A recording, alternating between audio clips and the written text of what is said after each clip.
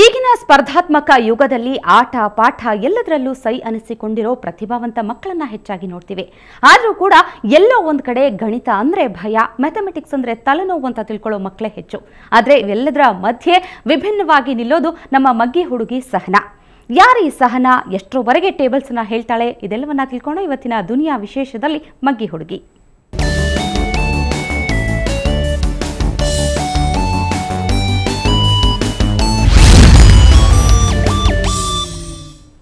ನಾಲ್ಕೊಂದ್ಲೆ 4, 4 2 ಇಷ್ಟೇ ಲೆಕ್ಕದ ನಂಟು ಅಂತ ತಿಳ್ಕೊಂಡ್ರೆ ಖಂಡಿತ ತಪ್ಪು. ಯಾಕೆಂದ್ರೆ ನಮ್ಮ ನಡುವೆ ಇವತ್ತು ಸಾವಿರ ಮಗ್ಗಿಗಳ ಸರದಾರಣಿ ಸಹನಾ ಇದ್ದಾಳೆ. ಸಹನಾ ಬೆಂಗಳೂರಿನ ಕೋರಮಂಗಲದಲ್ಲಿರುವಂತಹ ಪೊಲೀಸ್ ಪಬ್ಲಿಕ್ ಶಾಲೆಯಲ್ಲಿ 7ನೇ ಕ್ಲಾಸ್ ತರಗತಿ ಓದ್ತಾ ಇದ್ದಾಳೆ. ಆದರೆ ಈಕೆ ಹೇಳ್ತಿರೋ ಮಗ್ಗಿಗಳನ್ನ ನೀವು ಕೇಳ್ತಾ ಹೋದ್ರೆ ನೀವು ಕೂಡ ದಂಗಾಗಿ ಹೋಗ್ತೀರಿ. ಖುದ್ದು ಸಹನಾ ನಮ್ಮ ಜೊತೆ ಇದ್ದಾಳೆ. ಸಹನಾ ಜೊತೆಗೆ ಅವರ ತಾಯಿ ಸುಜಾತಾ ಹಾವಣಿಗೆ ಅವರಿದ್ದಾರೆ. ಹಾಗೆ ಇವರಿಗೆ ಮ್ಯಾಥ್ಸ್ ಕಲಿಸ್ತಾ ಇರುವಂತಹ ಮ್ಯಾಥ್ಸ್ ಟೀಚರ್ ಸುರೇಶ್ ಭಟ್ ಅವರು ಕೂಡ ಇದ್ದಾರೆ. ಎಲ್ರಿಗೂ ಕೂಡ ಕಾರ್ಯಕ್ರಮಕ್ಕೆ ಸ್ವಾಗತ. ಮೊದಲಿಗೆ ಸಹನಾ, ಏನಿದು ಮಗ್ಗಿ ಮ್ಯಾಜಿಕ್? ಎಷ್ಟರವರೆಗೆ ಟೇಬಲ್ಸ್ ಅನ್ನ ಹೇಳಕ್ ಸಾಧ್ಯ ಆಗುತ್ತೆ ನಿಮಗೆ? ನನಗೆ 15,000 ವರೆಗೂ ಗೊತ್ತು, ಬಟ್ 10,000 ವರೆಗೂ ನಾನು ಪರ್ಫೆಕ್ಟ್ ಆಗಿ 10,000 ವರೆಗೂ ಮಗ್ಗಿಗಳನ್ನ ಹೇಳಬಹುದು. ಹಾಗಾದ್ರೆ ಒಂದು ಸ್ಯಾಂಪಲ್ ಯಾವ್ದಾದ್ರು ಈಗ ನಿಮ್ಗೆ ಇಷ್ಟ ಬಂದಿರುವಂತಹ ಮಗ್ಗಿ? 975. Okay. 975 ones are 975. 975 twos are 1950. 975 threes are 2925. 975 fours are 3900. 975 fives are 4875. 975 sixes are 5850. 975 sevens are 6785. 975 eights are 7800. 975 nines are 8775. 975 tens are 9750. Amazing, really 975 ಮಗ್ಗಿ ಹೇಳೋದು ಈಗಿನ ಕಾಲದಲ್ಲಿ ಅಂದ್ರೆ ನಾವೊಂದು ಕಲಿತಾ ಇರುವಾಗ 10, 12th ವರೆಗೂ ಬಂದ್ರೆ ಸಾಕು ಅಂತ ಅನ್ಸ್ತಿತ್ತು. ಬಾಕಿ ಎಲ್ಲ ಕ್ಯಾಲ್ಕುಲೇಟರ್ ಅಲ್ಲಿ ಮಾಡ್ಕೊಂಡ್ಬಿಡ್ತಿದ್ವಿ. ನಿಜಕ್ಕೂ ಏನನ್ಸುತ್ತೆ ಸುರೇಶ್ ಅವರೇ, ಇವಳೇ ಒಂದು ಈ ಟ್ಯಾಲೆಂಟ್ ನೋಡಿದಾಗ? ನಿಜವಾಗ್ಲೂ ಇದು ಫ್ಯಾಂಟಾಸ್ಟಿಕ್, ಅಮೇಝಿಂಗ್. ಯಾಕಂದರೆ ನನಗೆ ಎಕ್ಸ್ಪ್ಲೇನ್ ಮಾಡೋಕ್ಕಾಗ್ತಾ ಇಲ್ಲ. ಇದು ಇವಳು ಹೇಗೆ ಇದನ್ನು ರೂಢಿಸ್ಕೊಂಡ್ಲು. ಅದು ಅವಳಿಗೆ ಟೇಬಲ್ಸ್ ಅಂದರೆ ತುಂಬ ಇಷ್ಟ. ಆ್ಯಕ್ಚುಲಿ ನಾನು ಚಿಕ್ಕ ಕ್ಯಾಲ್ಕುಲೇಷನ್ ಕೇಳ್ತಾ ಇದ್ದಾಗ ಅವಳ ಹತ್ರ ನನಗೆ ಈ ಟ್ಯಾಲೆಂಟ್ ಇದೆ ಅಂತ ಗೊತ್ತಾಗ್ತಾ ಇರಲಿಲ್ಲ. ಬಟ್ ಅವಳಿಗೆ ಆಲ್ಜಿಬ್ರಿಕ್ ಎಕ್ಸ್ಪ್ರೆಷನ್ಸು ಅದರದ್ದು ವ್ಯಾಲ್ಯೂ ಸಬ್ಸ್ಟಿಟ್ಯೂಟ್ ಮಾಡಿ ಕ್ಯಾಲ್ಕುಲೇಷನ್ ಮಾಡುವಾಗ ಅವಳು ತುಂಬ ಫಾಸ್ಟಾಗಿ ಮಾಡ್ತಾ ಇದ್ಲು.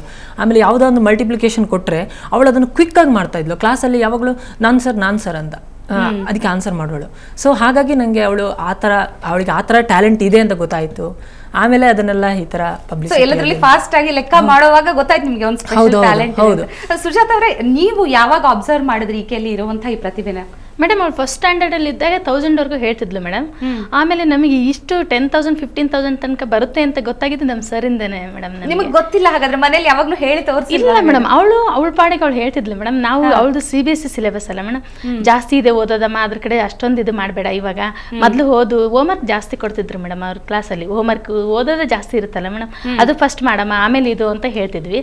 ನಮ್ಮ ಸರ್ ನನ್ಗೊಂದಿನ ಹೇಳಿದ್ರು, ಮೇಡಮ್ ನಿಮ್ಮ ಮಗಳಿಗೆ ತುಂಬಾ ಟ್ಯಾಲೆಂಟ್ ಇದೆ, ಈ ತರ ಇದನ್ನ ಮಾಡಿ, ನಾವು ಯಾವ್ದಾರು ಒಂದು ಪ್ರೋಗ್ರಾಮ್ ಅಲ್ಲಿ ಕೊಡೋಣ ಅಂತ ಹೇಳಿದ್ರು ಮೇಡಮ್. ಆವಾಗಿಂದ ಅವಳು ಇಷ್ಟು ತುಂಬಾ ಇದೆ. ಓಕೆ ಸಹನಾ, ಇರೋ ಸಿಲೆಬಸ್ ಅನ್ನು ಓದಕ್ಕೆ ಕಷ್ಟ ಪಡ್ತಾರಪ್ಪ. ಎಷ್ಟು ಜನ ಹೋಮ್ವರ್ಕ್ ಕೊಟ್ಟಿರೋದು ಕಂಪ್ಲೀಟ್ ಮಾಡ್ಬೇಕು ಅಂದ್ರೆ ಮನೇಲಿ ತಂದೆ ತಾಯಿ ಎಷ್ಟು ಫೋರ್ಸ್ ಮಾಡ್ಬೇಕಾಗತ್ತೆ.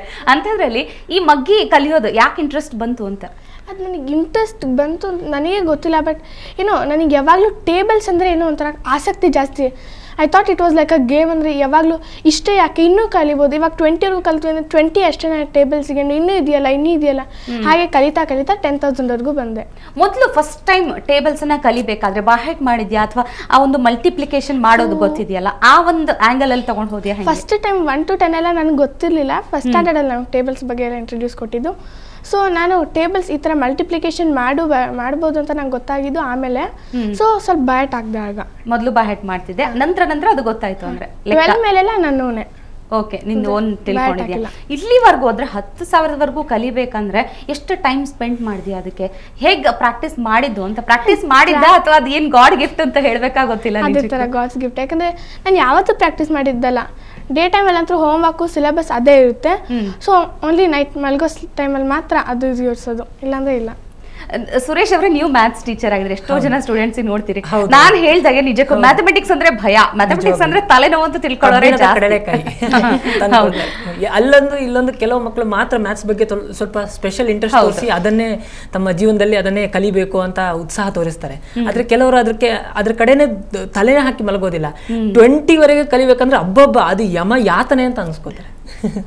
ಎಲ್ಲಾ ಸಬ್ಜೆಕ್ಟ್ ಗಳನ್ನ ಮೊದಲು ಚೆನ್ನಾಗಿ ಓದ್ಕೊಂಡು ಮ್ಯಾಥ್ಸ್ ಒಂದು ಪಾಸ್ ಆದ್ರೆ ಸಾಕಪ್ಪ ಎಲ್ಲ ಹೆಚ್ಚಿನ ಮಕ್ಕಳು ಹಾಗೆ ಮಾಡ್ತಾರೆ. ಆದ್ರೆ ಕೆಲವು ಮಕ್ಕಳು ಅದಕ್ಕೆ ಸ್ಪೆಷಲ್ ಟ್ಯಾಲೆಂಟ್, ಅದ್ರಲ್ಲಿ ಹೆಚ್ಚಿನ ಆಸಕ್ತಿ ತೋರಿಸ್ತಾರೆ. ಈ ತರ ಟೇಬಲ್ಸ್ ನೋಡಿ ಅವಳು ಮಲ್ಟಿಪ್ಲಿಕೇಶನ್ ಎಷ್ಟು ಫಾಸ್ಟ್ ಆಗಿ ಮಾಡ್ತಾಳೆ. ಯಾವುದೇ ಒಂದು ನಂಬರ್ ಕೇಳಿ, ಈಗ ಮಲ್ಟಿಪ್ಲಿಕೇಶನ್ 10,000 15,000ವರೆಗೂ ಅವಳಿಗೆ ಬರುತ್ತೆ. ಸ್ವಲ್ಪ ಆದರೆ 10,000 100% ಕರೆಕ್ಟಾಗಿ ಎಲ್ಲಾನು ಕರೆಕ್ಟಾಗಿ ಮಾಡ್ತಾಳೆ. Multiplication so fast. ಯಾವುದೇ ಒಂದು ಸಬ್ಜೆಕ್ಟ್ ಆಗಲಿ ಕಷ್ಟ ಅಂತ ಅನ್ಕೊಂಡ್ರೆ ಕಷ್ಟ, ಇಷ್ಟಪಟ್ಟು ಮಾಡಿದ್ರೆ ಅದು ಈಸಿ ಅಂತ. ಅದನ್ನೇ ಗೇಮ್ ತರ ಅವಳು ಕಲಿತಾಳೆ. ಈಗ ಸ್ಟ್ಯಾಚ್ಯೂ ಗೇಮ್ ಎಲ್ಲ ಮಾಡಿದ್ದೀನಿ ಟೇಬಲ್ಸ್ಗೆ. ಸ್ಟ್ಯಾಚ್ಯೂ ಮಕ್ಕಳೆಲ್ಲ ಸ್ಟ್ಯಾಚ್ಯೂ ಆಟ ಎಷ್ಟೊಂದು ಈಗ ಝೂಮ್ ಅಂತ ಹೇಳಿ ಆಟ ಆಡ್ತಾರೆ. ಅದನ್ನೇ ನಾನು ಮ್ಯಾಥ್ಸಿಗೆ ಮಾಡಿದ್ದೆ.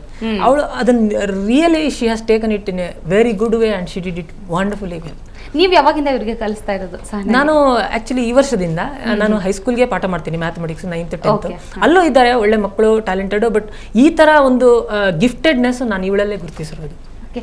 ಸಹನಾ, ಈಗ ಮ್ಯಾಥ್ಸ್ ಅಂದ್ರೆ ಇಷ್ಟ ಯಾಕೆ ಬಂತು ಅಂತ ಮಗ್ಗಿ ಜೊತೆಗೆ ಎಲ್ಲ ಇಡೀ ಮ್ಯಾಥ್ಸ್ ಅಲ್ಲೇ ಇವಳು ಜಾಣೆ. ಮ್ಯಾಥ್ಸ್ ಅಂದ್ರೆ ಇಷ್ಟ ಯಾಕೆ ಬಂತು?